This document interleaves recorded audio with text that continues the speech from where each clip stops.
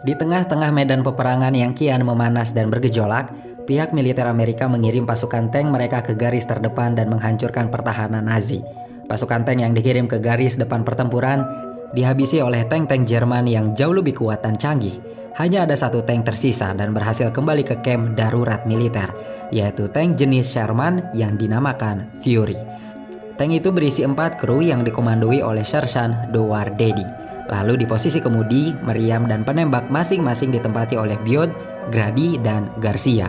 Penembak jitu mereka sudah tewas dan ada satu kursi kosong dalam tank.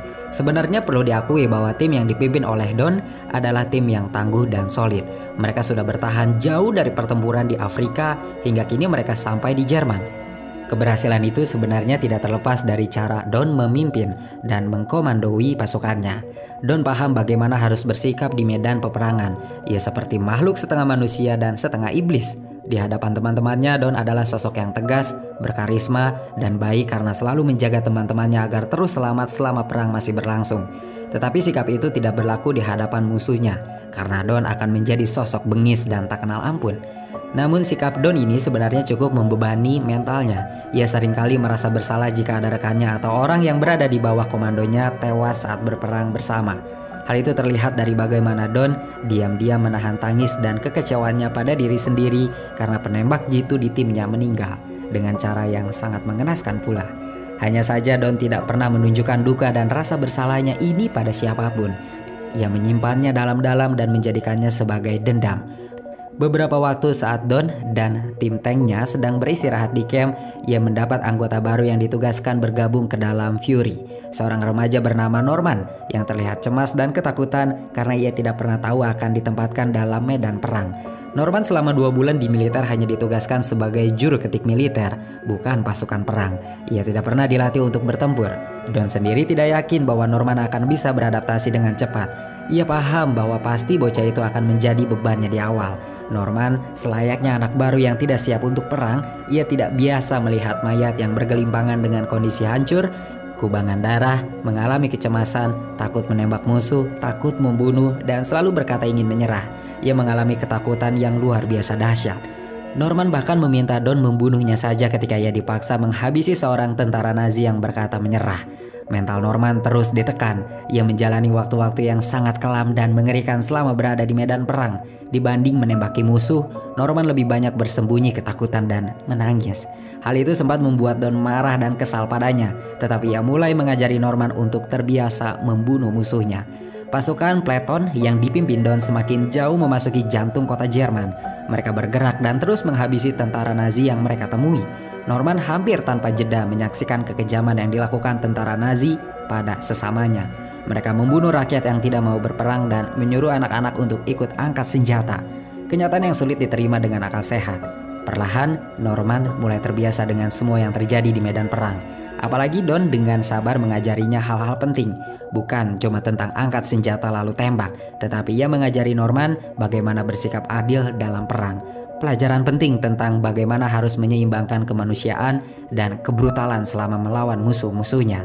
Don tidak menjadikan Norman mesin pembunuh. Ia hanya menjadikannya manusia yang tidak takut membunuh selama hal itu memang benar untuk dilakukan dalam perang.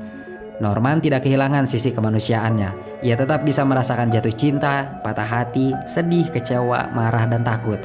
Dalam perjalanannya, Norman bertemu dengan gadis Jerman bernama Emma yang terlihat sangat cantik dan anggun. Don paham bahwa Norman jatuh cinta padanya. Ia pun ikut menjaga Emma serta memandangnya sebagai perempuan yang harus dihargai serta dihormati. Berbeda jauh dengan apa yang dilakukan oleh Grady dan Garcia yang memang senang mengolok-olok Norman bagai adik bungsu. Mereka berdua terus mengganggu Emma hingga Don harus memarahi mereka supaya berhenti. Sayangnya perasaan bahagia yang dirasakan Norman karena jatuh cinta itu tidak berlangsung lama. Ia harus segera merasakan patah hati ketika serangan udara Jerman menghantam kota dan menghancurkan bangunan di mana Emma tinggal. Emma tewas karena kejadian itu. Begitulah perang akhirnya memisahkan dua anak manusia yang saling jatuh cinta. Norman tidak bisa memindahkan jasad Emma yang setengah bagiannya tertimbun reruntuhan bangunan karena Grady segera menyeretnya masuk ke tank untuk melanjutkan misi berikutnya. Serangan demi serangan terus didapatkan oleh mereka. Berhadapan dengan tank Jerman yang lebih sulit untuk ditembus. Hampir tak ada kesempatan menang jika tank mereka tidak bergerak lebih cepat untuk menembaki titik lemah dari tank. Dari 4 tank yang ada dalam pasukan, hanya Fury yang tersisa. Setelah ketegangan panjang dan baku tembak yang sengit, arahan Don berhasil membuat timnya mengalahkan tank milik Jerman. Radio di tank rusak. Mereka tidak bisa menghubungi siapapun untuk meminta tambahan pasukan dan mereka pun tidak bisa menunggu. Maka Don kemudian memutuskan agar timnya tetap berjalan sampai ke persimpangan sesuai dengan misi yang diberikan kepada mereka. Fury kemudian melaju pasti bagai kendaraan dan senjata tempur paling mematikan yang siap menghadapi pasukan Nazi. 5 orang di dalamnya bagaikan orang-orang yang tidak takut mati, terutama Don. Ia tegas dan berani. Sikap itu yang membuatnya disegani dan dihormati oleh teman-teman seperjuangannya. Namun, tanpa pernah mereka ketahui, Fury akan membawa mereka menuju ke persimpangan maut yang mungkin tidak akan dilupakan oleh Norman sepanjang hidupnya. Persimpangan itu memang sepi, tak ada siapapun yang berjaga di sana. Fury berjalan pelan sampai di tengah persimpangan dan tanpa sengaja melindas ranjau, menyebabkan ledakan kencang sehingga rantai dan roda Fury rusak. Tentu, perlu waktu yang tidak sebentar untuk memperbaiki roda dan rantai tank itu. Don meminta Grady mengusahakan perbaikannya agar mereka tetap bisa melanjutkan perjalanan. Tak jauh dari persimpangan, berdiri sebuah gedung tua yang sepertinya sudah ditinggalkan. Ketika Norman dan Grady mengeceknya, ternyata isinya pasukan Jerman yang tewas dan sengaja ditinggalkan. Setelah memastikan wilayah persimpangan itu aman, Norman dikirim ke perbukitan untuk mengawasi jika ada pasukan Nazi yang mengarah ke persimpangan. Beberapa waktu Norman mengawasi di sana sambil memakan biskuit dan meminum air yang sengaja ia bawa. Hingga tiba-tiba terdengar derap langkah pasukan serta nyanyian berbahasa Jerman. Norman mengintip dan panik ketika melihat satu batalion mengarah ke persimpangan. Ia berlari sekencang mungkin kembali menuju Don dengan sangat ketakutan. Satu batalion pasukan bersenjata lengkap. Itu bagai mimpi buruk bagi Norman yang sadar bahwa mereka kalah jumlah untuk melawan. Setelah Norman melapor, Grady, Garcia, dan Biot ingin melarikan diri. Hanya saja Don memilih untuk bertahan di Fury. Ia akan melawan dan menghabisi sebanyak mungkin pasukan yang ingin melewati persimpangan. Don ingin melawan sampai titik darah penghabisan. Melihat tekadnya yang teguh dan keberaniannya menantang maut, Grady, Garcia, dan Biot yang tadinya ingin bersembunyi akhirnya mengurungkan niat. Mereka akan bertarung bersama dengan rencana yang tidak pernah dipikirkan sebelumnya. Karena amunisi yang dimiliki terbatas, mereka harus pintar-pintar mengatur siasat untuk menggunakannya. Detik demi detik terasa cukup menakutkan bagi mereka. Seolah tidak yakin akan selamat dalam pertempuran kali ini. Mereka saling bercerita sebentar, menunggu sekumpulan pasukan Jerman tiba di persimpangan. Siasat awal tim Don berhasil menghancurkan setengah pasukan. Ratusan tentara Jerman bergelimpangan di sekitar tank karena lengah dan mengira bahwa tank itu kosong. Tapi, itu bukan akhir dari perlawanan Fury melawan ratusan tentara dari batalion Jerman. Masih ada beberapa pasukan lagi yang tersisa. Mereka mencoba menyerang dan menghancurkan tank dengan bazooka. Satu tembakan berhasil menembus bagian kiri tank, membunuh Grady. Ini menjadi pertempuran habis-habisan bagi Don dan teman-temannya. Baku tembak terus terdengar hingga yang berada di dalam Fury kehabisan amunisi. Mereka terpaksa keluar tank dan menembaki secara langsung. Garcia tewas karena hal itu. Ia terkena tembakan dan terjatuh ke dalam tank sambil memegang granat yang sudah dilepas kuncinya. Demi melindungi Norman, granat itu terpaksa ditutupi dengan tubuhnya dan membunuh Garcia. Detik demi detik terasa lama untuk Don, Norman, dan Biot yang sudah terpojok. Seorang sniper Jerman menembaki mereka, menewaskan Biot dan melukai Don sangat parah hingga ia tidak bisa bergerak. Hanya Norman yang masih utuh tanpa luka fisik. Sayangnya mereka sudah kehabisan senjata untuk digunakan. Keduanya hanya bisa diam di dalam Fury, menunggu serangan dari tentara Jerman yang sudah menaiki tank. Don meminta Norman untuk kabur melalui palka bawah tank dan bersembunyi di sana ketika 2 peledak dilempar ke dalam tank. Ia berhasil menyelamatkan diri. Seorang tentara Jerman sempat melihat keberadaan Norman, namun entah kenapa ia memilih untuk tidak memberitahunya. Berkat hal itu, Norman selamat dan pingsan di bawah Fury. Ia baru sadarkan diri beberapa waktu kemudian setelah mendengar suara-suara di sekitarnya. Norman kembali masuk ke dalam tank Fury, menutupi jasad Don dan menangis.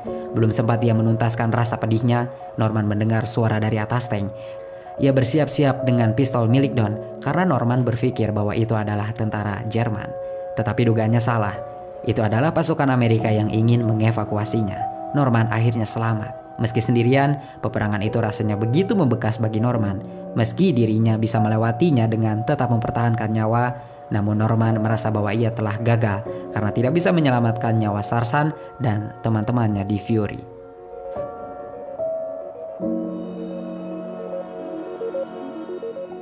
Sebuah tank yang menjadi saksi bisu dalam Perang Dunia Kedua di mana 5 orang prajurit mempertaruhkan nyawanya.